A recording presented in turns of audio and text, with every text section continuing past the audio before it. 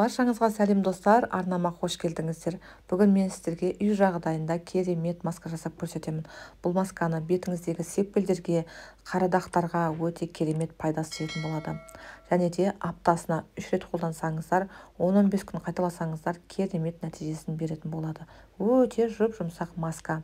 Ол үшін біздерге ашытқы, лимон және де сүт керек болады. Жақсылап бүкіл қоспаны араластырып, жаңағы араластырған кездеріңізде ішінде жаңағы түйіршіктер қалмайтындай етіп жақсылап араластырыңыздар. Таза бетке, жуылған бетке жағып 10-15 минут қалдырыңыздар. Содан соң жылы сумен жуып тастап, өздеріңіздің қолданатын тоник немесе тонер кремдеріңізді жағып жақсаңыздар, беттеріңіз кәдімгідей жұмсарып қалатын болады.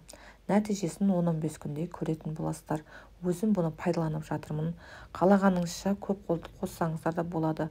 Үйіңіздегі әпке немесе қыздарыңыздың бетінде сепкіл немесе дақтары болса, осы амал тәсілді жасап көріңіздер. Керемет нәтижесін беретін болады. Мен бұны уже бастап кеттім. Кәдімгі бетіме әсерін тигізіп жатыр. Видеомды қолдап, соңына дейін көргендеріңіз үшін рахмет. Келесі видеомда кездескенше сау болыңыздар.